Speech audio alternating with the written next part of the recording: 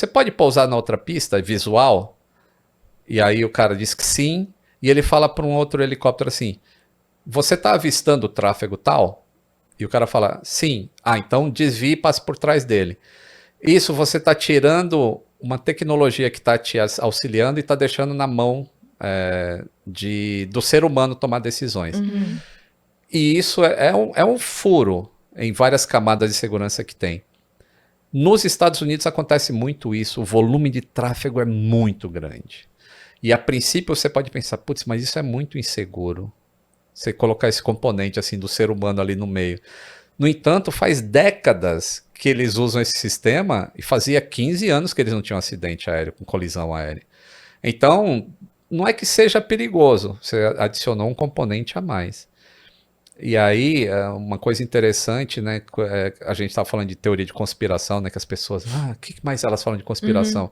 Quando aparece o vídeo, apareceu um vídeo muito mais claro, assim, do helicóptero vindo e do avião vindo com farolzão ligado. E não existe nenhum movimento assim, existe a colisão e ele vai para a água. Aí todo mundo fala, é óbvio que foi intencional. É impossível o piloto de helicóptero não ter visto o farol desse avião desse tamanho.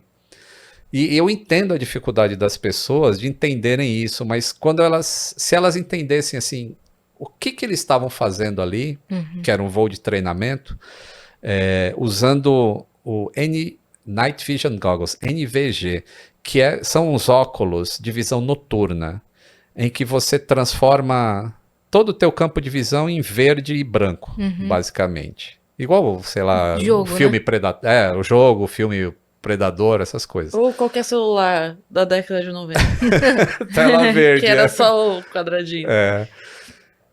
E teve um piloto de helicóptero que explicou muito bem, assim, por que ele talvez não tenha visto. Talvez não, ele não viu, senão ele teria evitado o choque. Esses óculos, o cara falou assim, é como se você usasse dois cones de papel higiênico, assim, no teu olho. Então você enxerga o mundo para tua frente. O que está do teu lado Não tem visão não periférica. tem visão periférica. E pior, as luzes que são muito fortes, ele dá uma dimada, uma apagada nelas para não ficar um borrão na sua cara. E as luzes são mais fracas, ele dá uma aumentada. Então as coisas ficam tudo em duas cores, azul e branco e verde, e você não tem profundidade, não tem distância. É um negócio complicado.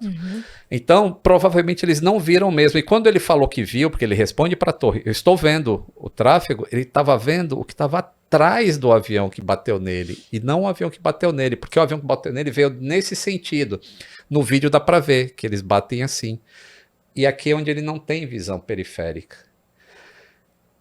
Aí eu tentar explicar isso, ainda assim as pessoas vão falar, não, mas foi intencional. Por exemplo, estavam em dois, não poderia um estar usando o equipamento e o outro não?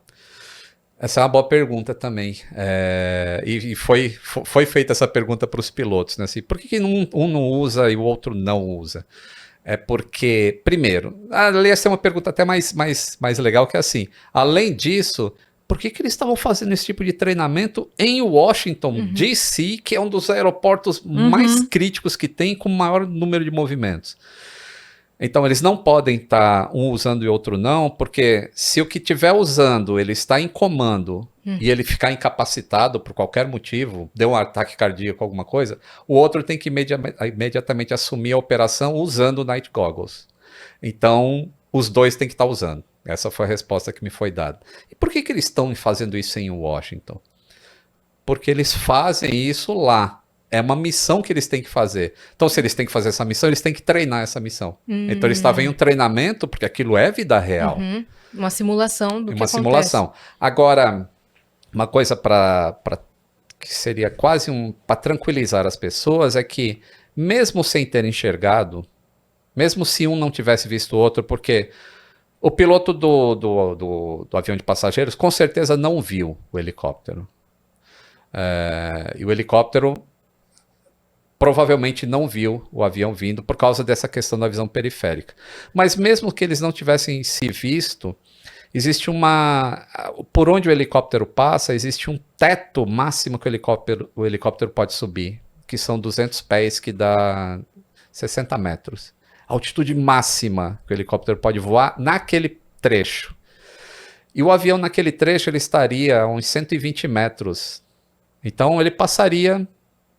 Não pode passar por cima de um avião tão perto assim, mas ele passaria sem ocorrer a colisão.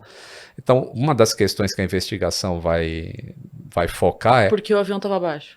Ou por que o helicóptero estava alto. Entendi. A gente não sabe. Quem que tá fora do lugar? Pelo menos até esse momento não sabemos. Não né? sabemos. Para deixar claro para as pessoas Isso, que a gente está... Até esse momento a gente não sabe quem que estava fora da altitude que deveria. correta.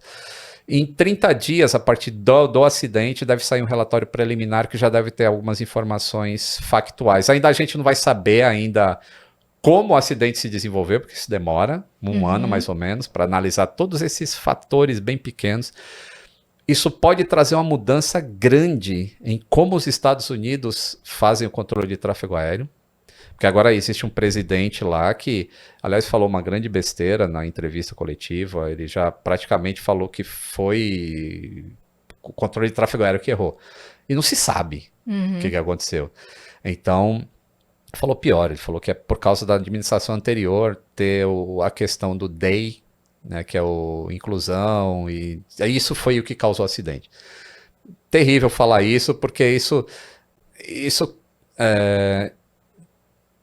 tira a honra dos investigadores, assim, pô, o cara investiga para ele saber a verdade e não politicamente saber se é alguém de que lado, de que espectro político o cara tá.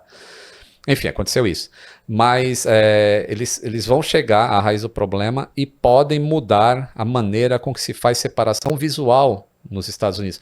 Porque se você voar no resto do mundo, aqui no Brasil não se faz isso. Na Europa não se faz isso. Existe um órgão mundial que controla a aviação, chama ICAO, ou OACI no Brasil, que é a Organização da Aviação Civil Internacional. Esse órgão cria as regras. E uma das regras fala que não existe separação visual noturna. Se você não faz isso, quem faz isso é o controle, é o radar. Para mitigar. Quanto mais você mitiga a chance de acidente, melhor você tem. Mas nos Estados Unidos isso não é utilizado. Eles têm a regra própria, que é uma regra do FAA, por causa do volume de tráfego. Só que a tecnologia vai ter que ajudar isso. Sim. Senão eles não podem... Senão a gente não pode pagar preços de acidentes por causa de um sistema que existe há décadas.